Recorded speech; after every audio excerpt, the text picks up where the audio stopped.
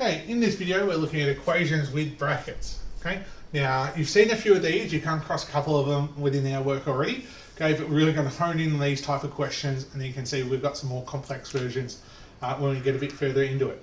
Okay, so when I'm here, I'm having a look at this. Okay, and I'm going, okay, what am I going to do here? So remember, I've got to balance my equation. Okay, so what I'm going to do is start by expanding our brackets. So I'm going to do 3 times x is 3x. 3 times 2 is 6, equals 21. Okay, now I can look at using my rules and guidelines for solving equations. Okay, so the first step is I'm going to subtract 6. Okay, and I've got to do that from both sides. 6 take 6 is 0. I'm left with 3x equals 21 take 6 is 15. Opposite of timesing by 3 is divide by 3, and I've got to do it to every term. Okay, 3 on 3, they cancel out, leaving me just with my x. 15 divided by 3 is 5. Okay. If we have a look at this one, start off with my expansion. Negative 4 times x is negative 4x. Negative 4 times negative 3 will give us positive 12, equals our 24.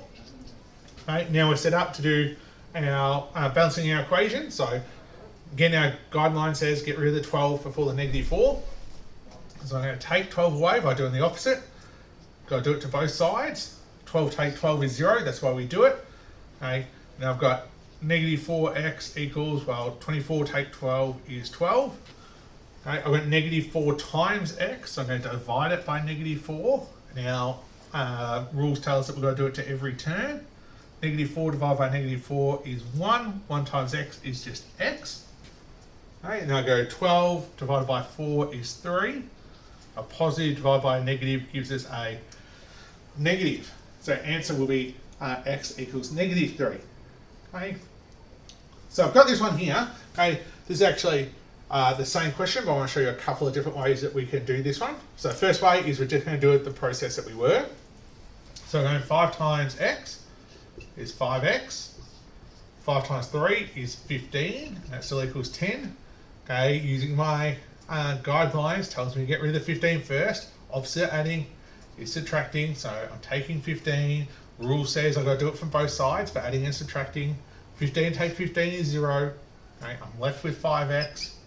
10 take 5 equals negative 5.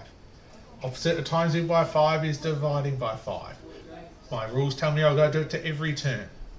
Okay, 5 on 5 gets cancelled out, leaves me with my x. Negative 5 divided by 5 will give me negative 1. Okay? But often what you'll find with these type of questions is that we can actually do this without needing to expand. Okay? I just want to show you that because it doesn't break our rules, it's just going a different order for our guidelines. So here, if you like, I've got something and it's been times by 5. Well, what I can do is straight away divide by 5 and divide by 5. Okay? Because 5 divided by 5 is 1, so they cancel out. I'm left with my x plus 3 equals, well, 10 divided by 5 is 2. Okay. Opposite of adding 3 is taking 3. I'm going to do that from both sides. So I'm left with x equals negative 1. Okay, so you can see we got there in the same way using 2 different methods. Okay. Today, I mainly want to see this method because we're expanding. Okay, you'll see a couple of challenge questions where you might need to think about a different way, which will probably be this method. Okay, sometimes this will work. Sometimes this will work and it'll be a better option, but it's going to only really be better if this number, this 5, is a factor of this number here, which was 10, which it was. Okay, if we had 11 over here or something, well, 5 is not a factor of 11. It would have gone into decimals, not much fun, or fractions, not much fun. Okay, so it would have been better to go this way, but keep an eye out for that because this way was probably quicker than that one. Okay. Our next type though involves expanding and collecting like terms. Okay, because I've got x here and I've got x here. Remember, my goal is to have x equals something. Okay, well, I've got x's in 2 spots. I've got to get them together just so I've got x in 1 spot in my equation. Here's my equal sign. I've got to work out what my number will be. So we start the same way. We expand our brackets. 2 times x is 2x. 2 times 1 is 2. I've still got my plus 3x. Write it down. Equals 12. Well, I've got 2 lots of x plus 3 lots of x will give me 5 lots of x plus my 2 equals 12. Okay, from here we just finish it off like we usually would. Opposite of adding 2 is taking 2. Okay, we're going to do it to both sides. So I'm left with 5x equals 12 take 2 is 10. Right, I've got 5 times x, the opposite of times in by 5 is dividing by 5. Rules say it's got to be done to every term. So I end up with x equals 10 divided by 5, which is 2. Right? So you can see we've got a little bit more to our process now. Okay, we've expanded our brackets, we've collected our like terms. Okay, then we're able to solve by balancing our equation.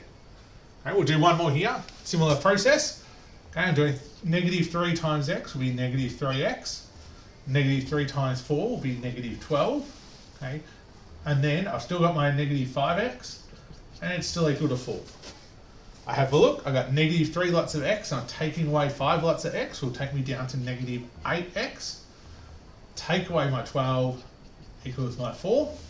And then we're just solving it like we usually would. Opposite of taking 12 is adding 12. I have to do it to both sides. Okay, negative 12 plus 12 is 0, that disappears. I've got negative 8x equals, well, 4 plus 12 is 16. I've got negative 8 times x, so the opposite of timesing is dividing. Okay, my rules tell me I've got to do it to both sides, or sorry, every term. So negative 8 divided by negative 8 is 1. 1 times x is just x. 16 divided by 8 equals 2. A positive divided by a negative gives us a negative. Okay, and we've got our answer, x equals negative 2. Okay, so now's a really good time to pause the video, okay, before I wrap it up, and so you can get these examples down into your notes.